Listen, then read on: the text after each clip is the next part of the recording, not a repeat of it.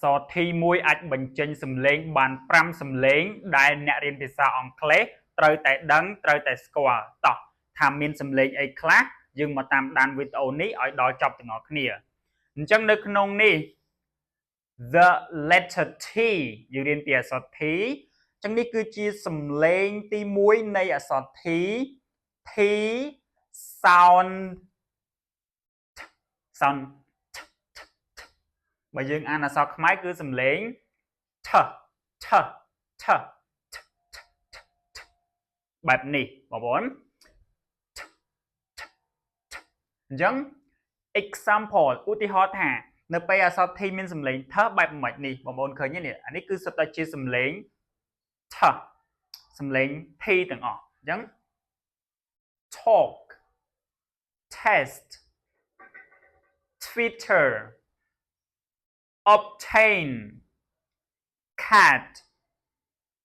fit ឃើញទេបងប្អូនគឺសំឡេង th get set hot bought went visit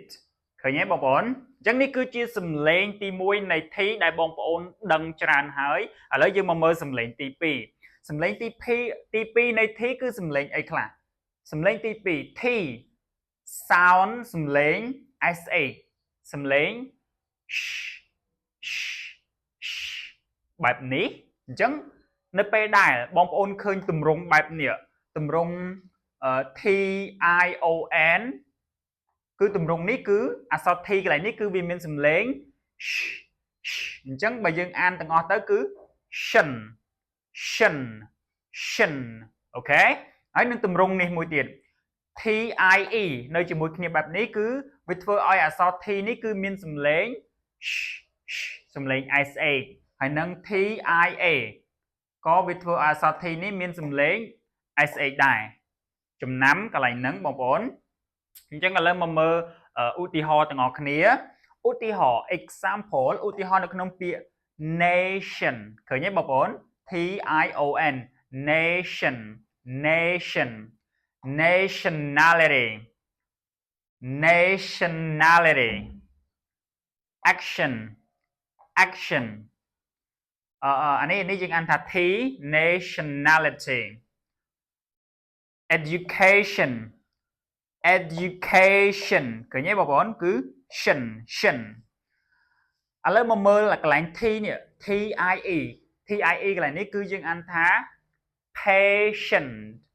patient initial initial ឃើញទេបងប្អូននេះ TIA គឺមានអា T នេះគឺមានសំឡេងសំឡេង SH initial and មកពាក្យនេះបងប្អូន confidentiality confidentiality confidentiality ឃើញទេបងប្អូនអញ្ចឹងនេះគឺជាសំឡេងទី2អញ្ចឹងឥឡូវយើងចូលទៅសំឡេងទី3ទី4ទី5ទាំងអស់គ្នាឥឡូវយើងចូលសំឡេងទី3 T sound CH sound CH ហ្នឹងគឺសំឡេងអូខេបងប្អូនអាចអនុវត្តធ្វើតាមបានអញ្ចឹងនៅពេលដែល T នៅជាមួយ U or E និង T នៅជាមួយ CH អា T CH នេះមានន័យថា T នេះគឺវា silent វាអត់មានសំឡេងទេគឺវាមានសំឡេង CH អញ្ចឹងឥឡូវមកមើលឧទាហរណ៍ទាំងអស់គ្នាថាវាមានលក្ខណៈទម្រង់បែបម៉េចអញ្ចឹង example ឧទាហរណ៍នៅក្នុងពាក្យ nature ឃើញទេបងប្អូននេះ វានៅខាងចុង nature capture rupture culture cultureឃើញទេបងប្អូន culture rupture nature គឺវាមានសំឡេង CA អញ្ចឹងឥឡូវមកមើល TCH ម្ដង TCH គឺវាមានសំឡេង CH ឧទាហរណ៍នៅក្នុងពាក្យនេះគឺយើងអានថា catch catch much much lunch lunch fetch fetch rich rich splodge splodge blodge blodge budge budge page page ឃើញទេបងប្អូនគឺ tch នៅជាមួយគ្នាគឺវាមានសំឡេង ch ចាំបងប្អូនកន្លែងហ្នឹងអញ្ចឹងឥឡូវយើងមកមើលសំឡេងទី4ដែលខ្ញុំដាក់សំឡេងទី4ឲ្យគឺ silent t មានន័យថាអក្សរ t វាមិនបញ្ចេញសំឡេងវាអត់សំឡេងអញ្ចឹងឧទាហរណ៍នៅក្នុងពាក្យ castle អញ្ចឹងអក្សរ t កន្លែងនេះគឺវាអត់មានសំឡេងទេ castle castle Christmas Christmas ឃើញទេបងប្អូនអក្សរ t កន្លែងនេះគឺអត់មានសំឡេងទេ Christmas listen listen often often ឃើញទេបងប្អូន t silent អត់មានសំឡេងទេដូចពាក្យនេះ buffet buffet buffet t silent chalet chalet ឃើញទេបងប្អូន chalet t នេះគឺ silent អត់មានសំឡេងទេ ballet ballet chalet ballet